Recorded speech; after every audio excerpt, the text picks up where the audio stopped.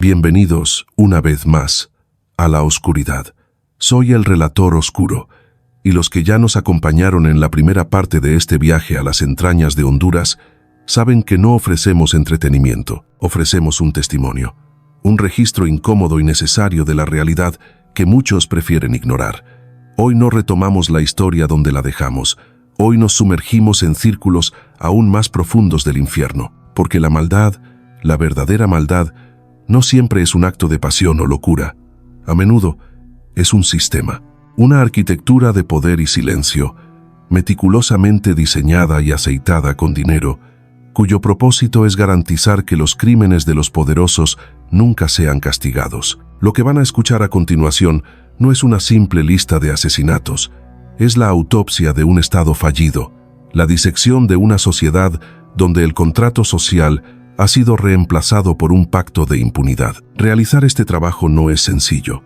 Cada dato, cada testimonio, cada archivo que desenterramos es una pequeña batalla contra fuerzas que prosperan en el olvido. Este canal no es un pasatiempo, es un acto de resistencia digital. Es nuestra forma de construir un archivo contra el silencio, un monumento a las víctimas que el poder quiere borrar. Y en esta lucha, nuestro único aliado eres tú. Cuando te suscribes, no estás simplemente aumentando un número, estás emitiendo un voto de confianza. Cuando compartes este video, no solo ayudas al algoritmo, te conviertes en un amplificador de estas voces silenciadas. Tu apoyo, incluso el económico a través de las membresías del canal, nos permite dedicar el tiempo y los recursos necesarios para realizar estas investigaciones con la profundidad que merecen, sin depender de nadie más. Nos permite, en esencia, comprar la libertad para contar la verdad. Así que te pido que te prepares. Lo que viene es duro, es real y es la prueba de que la noche en Honduras, para muchos, parece no tener fin.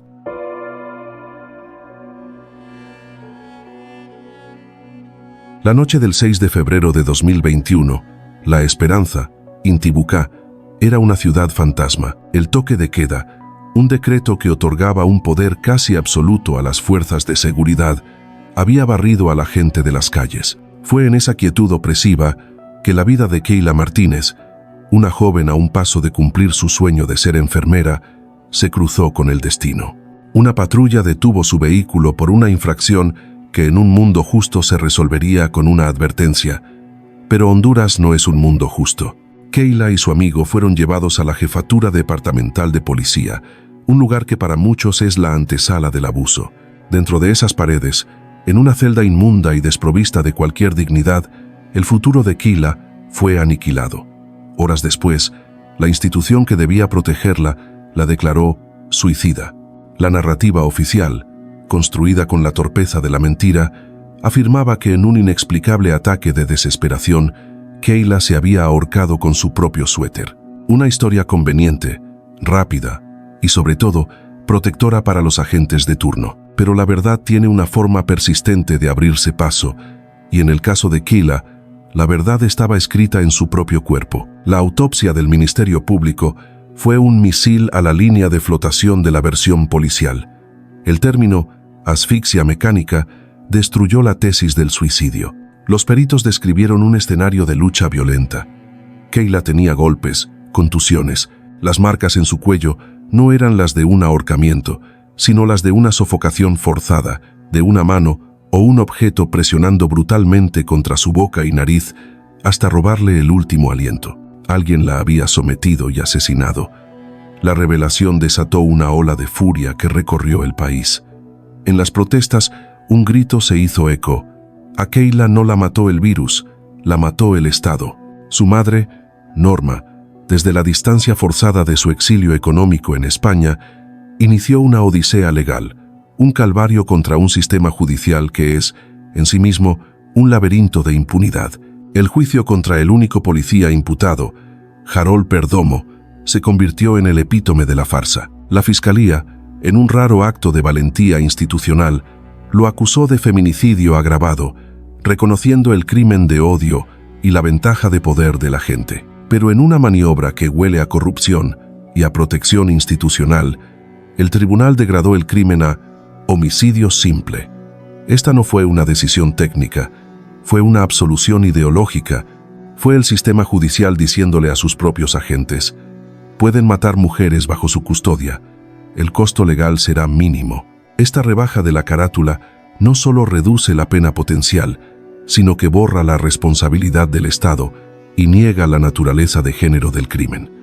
Es una maniobra para hacer el crimen más barato, menos escandaloso. A día de hoy, no hay sentencia firme. El caso duerme en un limbo de recursos y apelaciones, mientras la familia de Kayla sigue consumiendo sus ahorros y su alma en una búsqueda de justicia que el propio Estado le niega. El asesinato de Kayla demostró que el mayor peligro en Honduras no siempre acecha en un callejón oscuro, sino a veces viste un uniforme y te promete seguridad.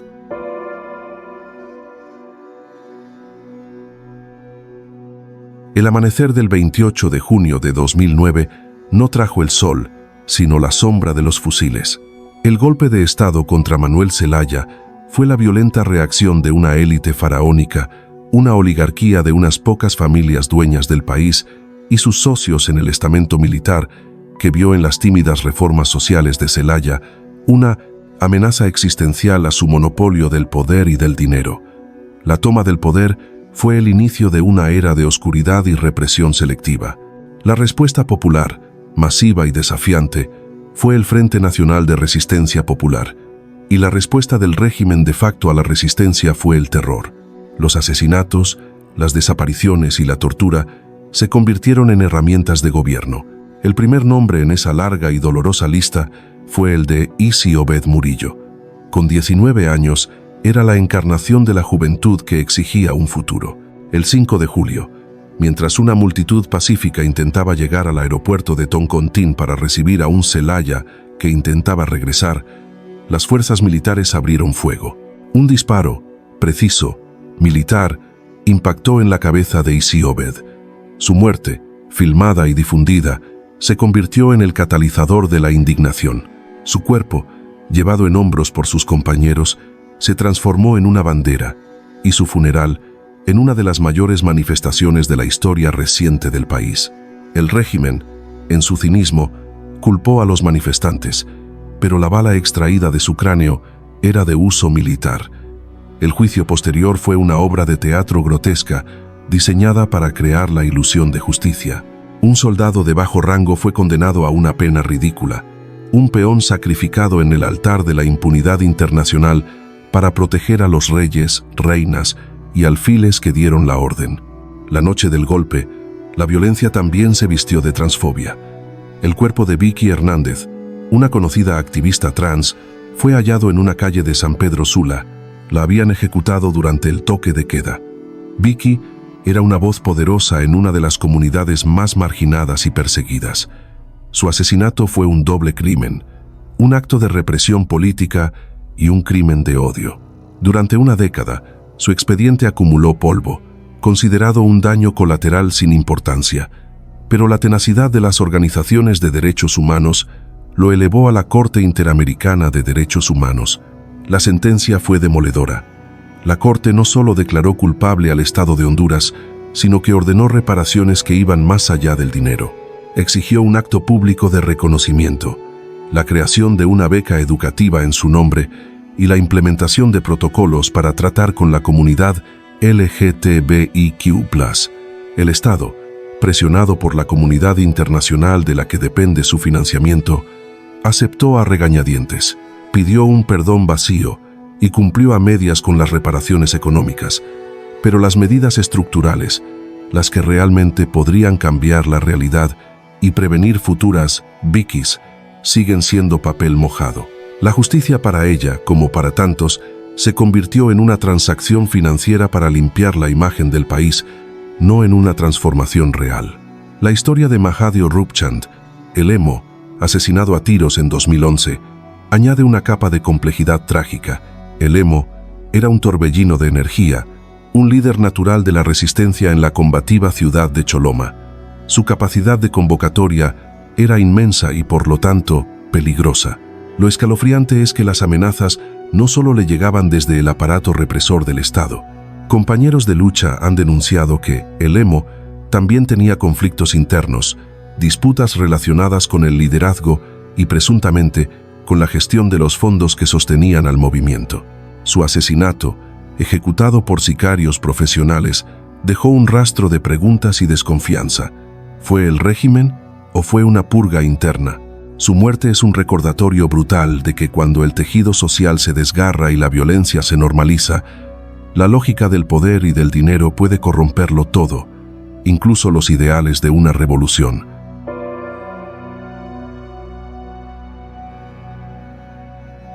La víspera de la Nochebuena de 2004, en el corazón de Chamelecón, un distrito de San Pedro Sula que es sinónimo de pobreza y abandono estatal, la muerte se subió a un autobús.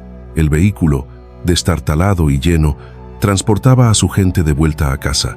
Obreros de la maquila, agotados tras una larga jornada, pensando en el abrazo de sus hijos, vendedoras ambulantes con las ganancias del día, estudiantes, niños. La atmósfera, a pesar del cansancio, era de una humilde alegría festiva. Esa atmósfera se hizo añicos con el chirrido de unos neumáticos y el bloqueo abrupto de varios vehículos de lujo. De ellos descendió un comando de la Mara Salvatrucha, un escuadrón de la muerte pandillero. No hubo palabras, no hubo un asalto, hubo un exterminio. Posicionados estratégicamente, abrieron fuego con fusiles AK-47, convirtiendo el frágil armazón del autobús en un colador. El estruendo de las ráfagas se mezclaba con los gritos de terror y agonía. Las balas perforaban asientos y cuerpos por igual. Fue una lluvia de acero y muerte. Para asegurarse de que no quedaran testigos, varios pandilleros subieron al autobús y recorrieron el pasillo, rematando a los heridos con un tiro de gracia. El hedor a pólvora y sangre llenó el aire. Cuando el silencio regresó, 28 personas yacían muertas, incluyendo 6 niños y 14 heridos. Sobre un asiento, manchado de sangre, los asesinos dejaron su firma, un trozo de cartón con un mensaje para el gobierno: dejen de matar a nuestros homies.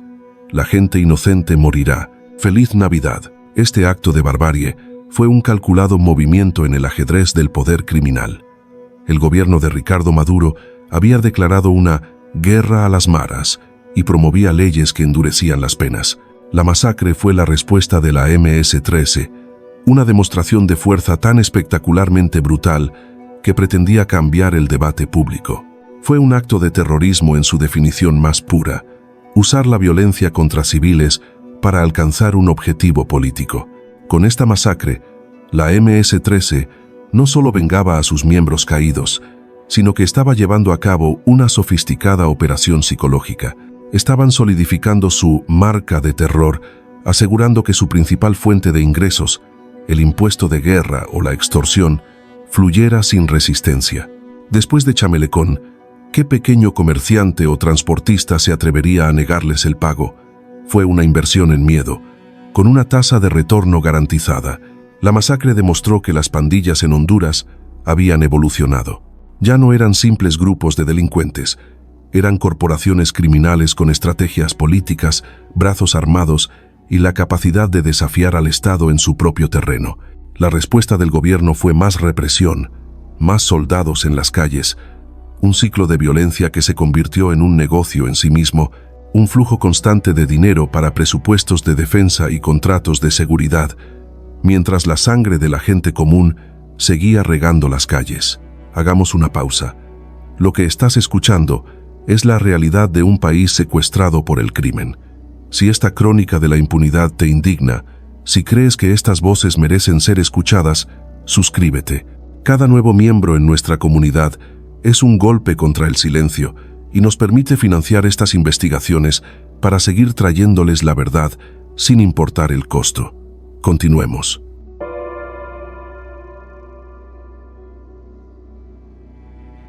La violencia en Honduras es una bestia de dos cabezas. Una devora a los pobres en los barrios olvidados.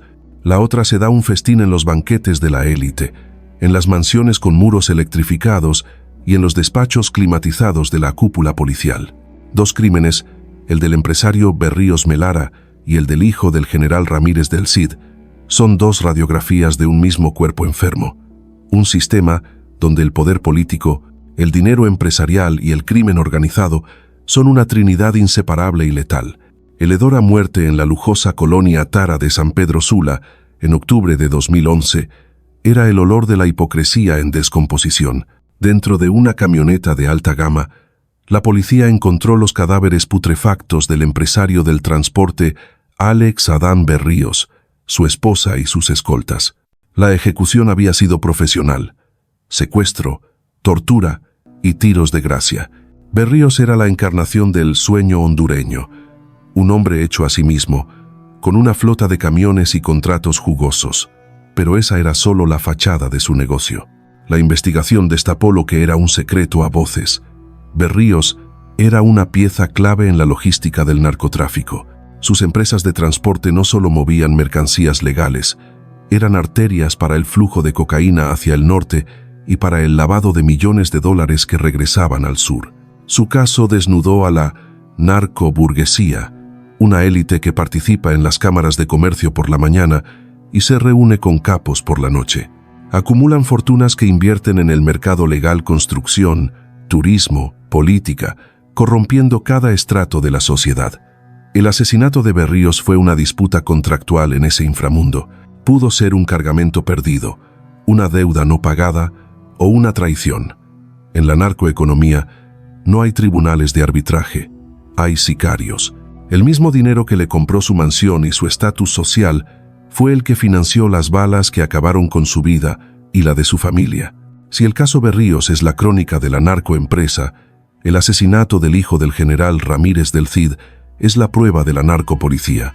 El 28 de noviembre de 2013, Óscar Roberto Ramírez, un joven ajeno a los negocios de su padre, fue acribillado en Tegucigalpa. El general Ricardo Ramírez del Cid, exdirector de la Policía Nacional, un hombre que conocía cada secreto y cada crimen de la institución, rompió el código de silencio mafioso.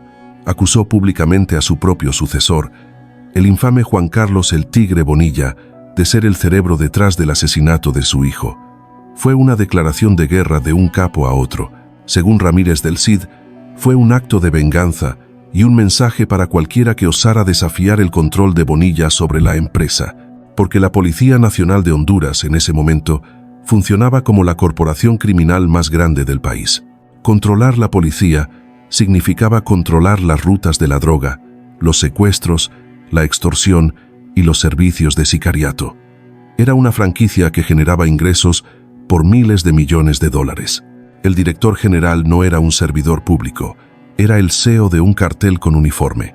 La posterior extradición de El Tigre Bonilla a Estados Unidos por narcotráfico no hizo más que confirmar la veracidad de las acusaciones. Este caso demostró que la corrupción no era un problema en la policía. La policía era el problema, un monstruo creado y alimentado por el Estado para gestionar su propio inframundo.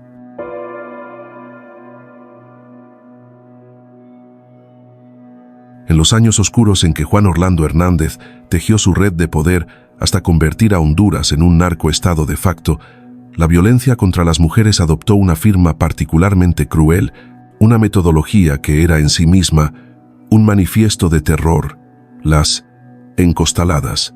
El acto de asesinar a una mujer, a menudo tras torturarla y violarla, para luego meter su cuerpo en un saco de yute, como si fuera un desecho agrícola, y arrojarlo como si fuera basura en un espacio público, se convirtió en una práctica epidémica. Este método no busca solo ocultar un crimen, busca exhibirlo de la forma más degradante posible.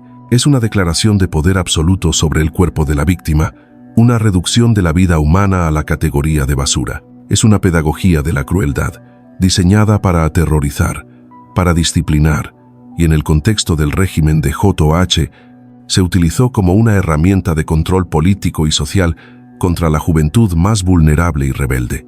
El rostro de esta barbarie es el de Soad Nicole Ham Bustillo. Tenía 13 años. Era estudiante del Instituto Central, un semillero histórico de protesta juvenil en Tegucigalpa. En un acto de valentía que hoy parece suicida, Soad se enfrentó verbalmente al mismísimo presidente Hernández en un acto público, criticando el abandono de la educación y la militarización de su colegio. Su desafío público, su negativa a someterse, firmó su sentencia de muerte. El 25 de marzo de 2019, Soad desapareció. Su cuerpo fue hallado días más tarde. Estaba dentro de un saco rojo, arrojado a una hondonada. Había sido estrangulada. El mensaje era inequívoco y estaba dirigido a cada joven del país. Esto es lo que le pasa a quien se atreve a hablar.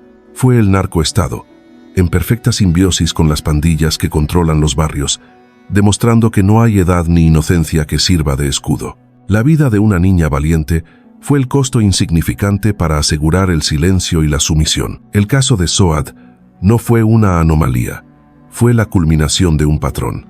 En 2018, Johanna Sauceda Castillo, de 16 años, también estudiante del Central, sufrió el mismo destino: secuestrada, asesinada, encostalada.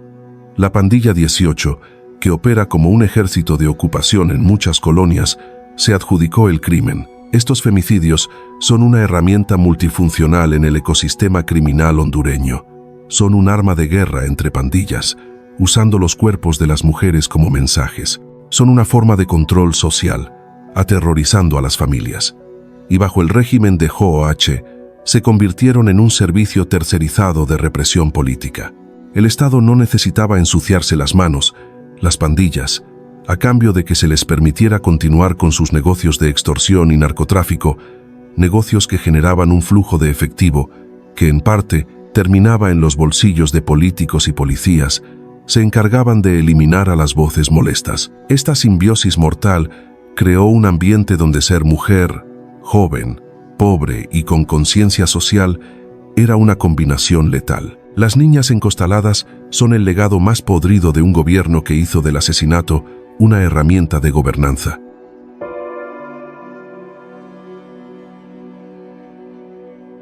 Para los jóvenes de la colonia Felipe Zelaya, un laberinto de pobreza y violencia en San Pedro Sula, la canchita de tierra era mucho más que un simple campo de juego. Era un oasis, el único territorio neutral en un barrio asediado por la guerra entre la Mara 18 y sus rivales. Era el lugar donde los jóvenes podían ser solo eso, jóvenes, donde por un par de horas el código postal no determinaba si eras amigo o enemigo. Era un espacio de tregua, de normalidad, de vida. La noche del 1 de noviembre de 2010, esa frágil paz fue hecha añicos. Unos 14 jóvenes estaban disputando un partido bajo las luces tenues. Las risas y los gritos de gol resonaban en el aire. Esa escena fue interrumpida por el sonido de motores y el destello de luces de varias camionetas de lujo que irrumpieron en el campo. De ellas descendió un comando de la muerte, un equipo de sicarios que se movía con la eficiencia de una unidad de fuerzas especiales. Vestían chalecos antibalas y portaban fusiles de asalto, las armas preferidas del narco. No hubo advertencia, no hubo diálogo. Con una precisión aterradora, los asesinos rodearon el perímetro. A gritos, ordenaron a todos los presentes que se tiraran al suelo, boca abajo, con las manos en la nuca. Los chicos, paralizados por un terror que ni siquiera podían procesar, obedecieron. Lo que siguió fue una carnicería metódica. Los sicarios caminaron entre los cuerpos tendidos y, con una frialdad espeluznante, les dispararon en la cabeza, uno por uno. Fue una ejecución en masa, un acto de aniquilación industrial. En menos de 5 minutos, el campo de juego se había transformado en un matadero. 14 familias fueron destrozadas. La masacre, atribuida a la Mara 18 en una aparente disputa territorial, fue en realidad un acto de una crueldad estratégica. Al profanar el último espacio seguro de la comunidad, las pandillas no solo eliminaron a presuntos rivales, destruyeron el tejido social. Enviaron un mensaje de un poder totalitario. No hay refugio, no hay escape. Somos dueños de sus vidas y hasta de su tiempo libre. Este tipo de actos son una inversión en la consolidación del poder.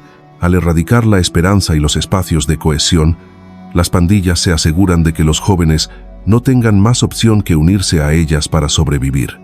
Es una estrategia de reclutamiento forzoso a través del terror. La masacre de la Felipe Zelaya fue la prueba de que en la guerra por el control de los barrios, que es en el fondo una guerra por el control de un mercado de drogas y extorsión que vale millones, la vida de un joven no es más que un número en el balance, un gasto necesario para mantener el negocio.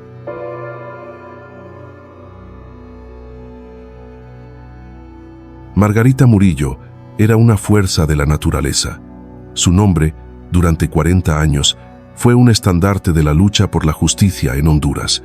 Era una mujer lenca, de voluntad inquebrantable, una de las fundadoras del movimiento campesino y feminista en Honduras. Su biografía es un resumen de la historia de la represión en el país. En los años 80, en el contexto de la guerra sucia financiada por Estados Unidos, fue secuestrada por los escuadrones de la muerte. Durante semanas, la sometieron a torturas medievales. La violaron, la golpearon, la asfixiaron, la abandonaron creyéndola muerta, pero Margarita sobrevivió, y de ese infierno emergió con una convicción de hierro. Dedicó el resto de su vida a organizar a las comunidades campesinas, a luchar por la recuperación de tierras robadas por terratenientes y a oponerse ferozmente al modelo de desarrollo extractivista, la concesión de ríos para represas hidroeléctricas, de montañas para minería a cielo abierto y de valles fértiles para monocultivos de palma africana. Proyectos que generan fortunas para una élite corrupta y sus socios internacionales a costa del desplazamiento y el empobrecimiento de las comunidades locales. El 27 de agosto de 2014, Margarita estaba donde siempre había querido estar, en su tierra, en el Planón, Villanueva, una parcela que su cooperativa había recuperado tras una larga batalla legal. Estaba agachada, sembrando, con las manos en la tierra que tanto amaba. Fue entonces cuando un sicario se le acercó por la espalda y le disparó. La mataron en su santuario, en el lugar que simbolizaba su victoria. Su asesinato fue la crónica de una muerte anunciada. Por su activismo, Margarita contaba con medidas cautelares de la Comisión Interamericana de Derechos Humanos, lo que obligaba al Estado de Honduras a garantizar su seguridad. El Estado no solo falló miserablemente, sino que todo el proceso de investigación posterior fue una burla. El principal sospechoso, un guardia de seguridad ligado a los intereses empresariales de la zona, fue capturado. Sin embargo, antes de que pudiera testificar y revelar quién le había pagado, se suicidó en su celda. Un final demasiado conveniente que aseguró la impunidad para los autores intelectuales. El asesinato de Margarita Murillo no fue un crimen pasional, fue un crimen corporativo, fue una decisión de negocios. Su liderazgo y su intransigente defensa del territorio eran un obstáculo para un proyecto que valía millones de dólares. En la lógica del capital extractivista, la vida de una activista es un costo asumible, una externalidad negativa que se elimina con una bala. Su muerte fue el precio que pagó por interponerse entre la codicia de unos pocos y el derecho a la vida de muchos.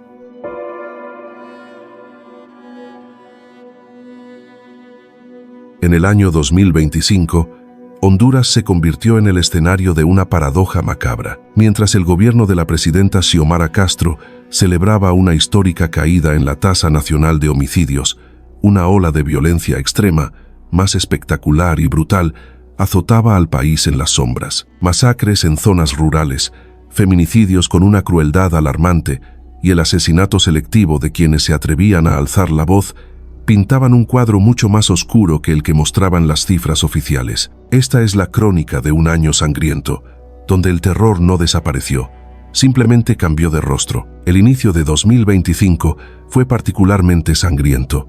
En solo 2 meses se registraron al menos 5 masacres que dejaron 23 víctimas, más del doble que en el mismo periodo del año anterior. Para finales de marzo, la cifra ya había ascendido a 12 masacres y 42 muertos. El epicentro de esta nueva brutalidad fue el departamento de Olancho, un vasto corredor históricamente utilizado para el narcotráfico. La noche del 14 de febrero, en la ciudad de Catacamas, sicarios fuertemente armados irrumpieron en un bar y abrieron fuego sin piedad.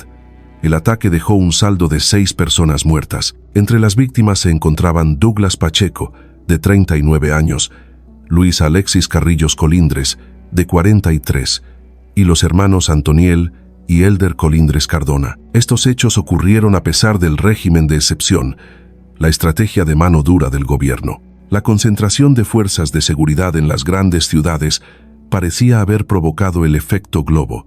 Al presionar a las pandillas en un lugar, éstas simplemente expandieron su violencia a territorios con menor presencia estatal, como Olancho. La violencia coincidió también con el período preelectoral, demostrando cómo el crimen organizado utiliza el terror para intimidar y controlar el poder político local. El 1 de junio, la violencia silenció a la prensa de la forma más cobarde. El periodista salvadoreño Javier Antonio Hércules Salinas fue emboscado y asesinado a tiros en Santa Rosa de Copán mientras conducía su taxi, un segundo empleo para mantener a su familia. Hércules dirigía la página de noticias en Facebook A Todo Noticias, donde cubría temas sensibles como la corrupción local y el crimen organizado. Lo más escalofriante y revelador de la impunidad del país es que Hércules estaba, oficialmente, bajo la protección del Estado. Desde octubre de 2023, formaba parte del mecanismo de protección para defensores de derechos humanos y periodistas, tras haber sobrevivido a amenazas y un intento de secuestro. Su asesinato, a pesar de la protección formal, fue la prueba definitiva del colapso del Estado como protector. Envió un mensaje helado a otros periodistas.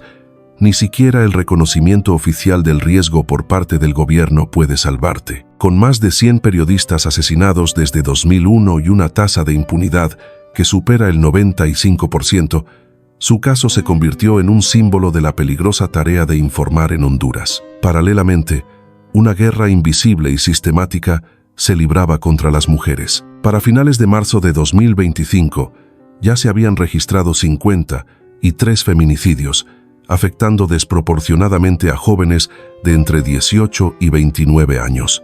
La estadística era aterradora. Una mujer era asesinada violentamente cada 36 horas.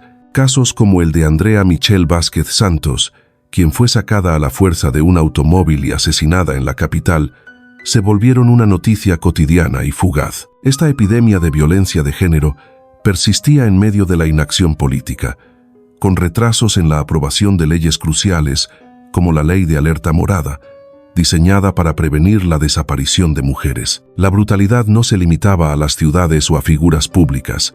En las zonas rurales, la tierra misma se convirtió en un botín de guerra. Este año, a través de un caso de asilo en Estados Unidos, salió a la luz la historia de la banda Los Amadores. Este grupo criminal masacró a una familia entera de 6 personas para apoderarse de sus tierras. Su objetivo era macabro y estratégico: usar la propiedad para cultivar drogas y construir una pista de aterrizaje clandestina para el contrabando. El único sobreviviente, un joven que no se encontraba en casa el día de la masacre, tuvo que huir a Estados Unidos para salvar su vida.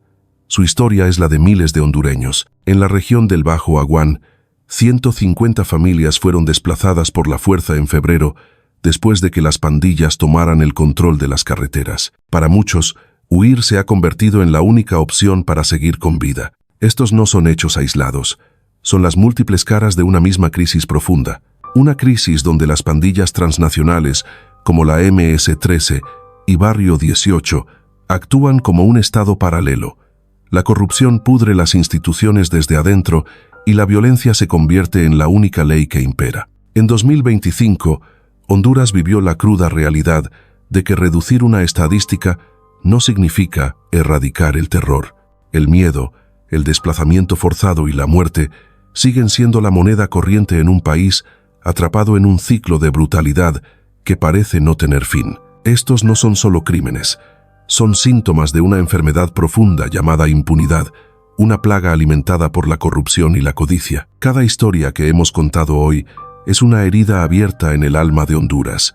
No dejes que estas voces se pierdan en el ruido y el olvido. Comparte este video, comenta con tus reflexiones y únete a esta comunidad de buscadores de la verdad. Juntos, somos el relato que los poderosos no pueden censurar y la memoria que los corruptos no pueden comprar. Nos vemos en la próxima entrega de El Relator Oscuro.